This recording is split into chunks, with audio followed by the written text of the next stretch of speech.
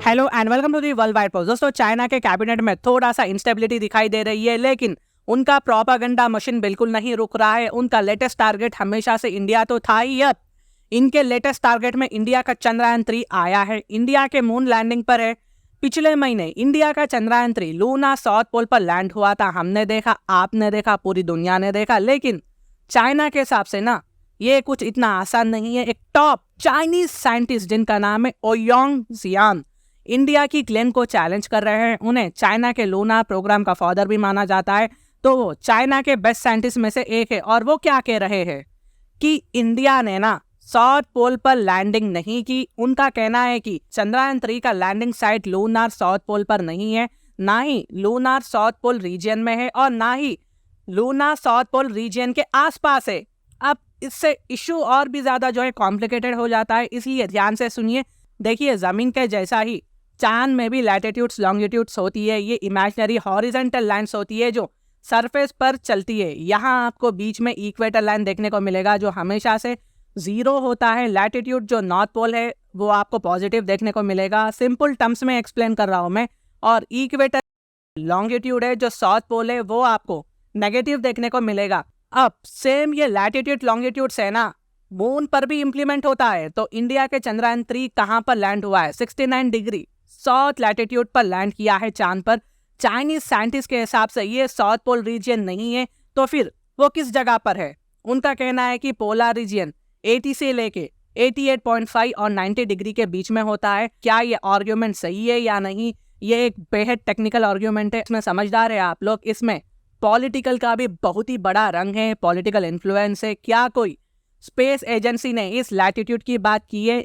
नहीं की है। नासा चीफ बिल नेल्सन ने कहा है कि इंडिया का चंद्रयान-3 मून के साउथ पोल पर लैंड हुआ है।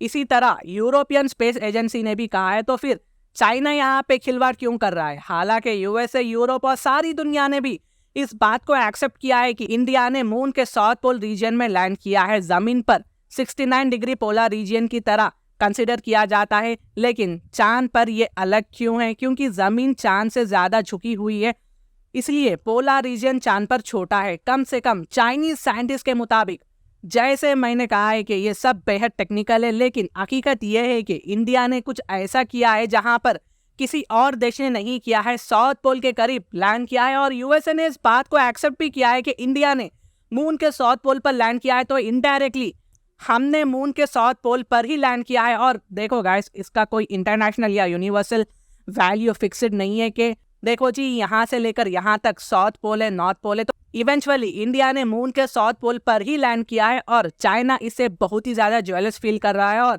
चाइना की नाराजगी भी है। ये कोई टेक्निकल नहीं बल्कि पॉलिटिकल मैटर है। इंडिया ने चाइना से पहले अपने टारगेट को अचीव किया है मून के साउथ पोल पर, और इंडिया पहला देश बन गया मून के साउथ पोल पर लैंड होने के लिए। तो अब चाइना गोल पोस्ट को शिफ्ट कर रहा है। ये कुछ बच्चों की तरह है, लेकिन फिर भी ये क्लासिक चाइना है, ज्वेलस चाइना है, करते रहेगा। ऐसा पास में भी करा था, अब भी कर रहा है, फ्यूचर में भी करता रहेगा। हम कुछ ज्यादा अच्छी उम्मीद नहीं रख सकते चाइना से। चंद्रयान-3 के साथ इंडिया के पास चांद के आसपास 3 एक्टिव स्पेसक्राफ्ट थे, प्रपल्शन मॉड्यूल, लैंडर और ऑर्बिटर, जो चंद्रयान-2 से था। दूसरी बात, चंद्रयान-2 मिशन फेल हुआ था, लेकिन कंप्लीटली फेल नहीं हुआ। इसका ऑर्बिटर अभी भी काम कर रहा है। इसके मुकाबले में ना चाइना के पास चांद के आसपास सिर्फ एक ही एक्टिव स्पेसक्राफ्ट है। कैटेगोरिकली ये सब देखकर ना बीजिंग को ये पसंद नहीं आया होगा कि इंडिया ने चाइना को पीछे करा है। चंद्रयान-3 ना ब्रिक्स समिट के दौरान लैंड हुआ था, जब पीएम मोदी और शी जिनपिंग जोहान्सबर्ग में थे। सभी ने पीएम मोदी को कंग्रेचुलेट किया। साउथ अफ्रीकन प्रेसिडेंट अपेरेंटली उनके पास बैठना चाहते थे, पीएम मोदी के पास बैठना चाहते थे, लेकिन शी जिनपिंग को ये सब देखकर पसंद नहीं आया होगा।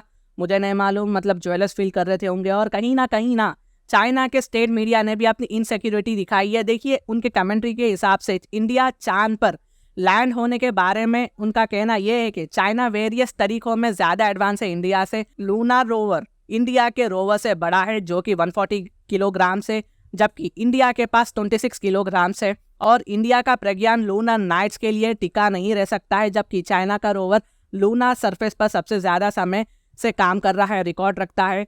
आपके पड़ोसी इंडिया ने कुछ ही देर पहले चांद के साउथ पोल पर लैंड किया है, और चाइना का स्टेट मीडिया ये सब रिएक्शन दे रहा है। वो लिख रहा है कि चाइना किस तरह से बेहतर है। तो आप ही समझिए चाइना को यहाँ कितना मतलब डर होगा। इस लेटेस्ट क्लेम को चाइना के टॉप साइंटिस्ट का मतलब एक बड़ा प्रूफ मान सकते हैं आप लोग।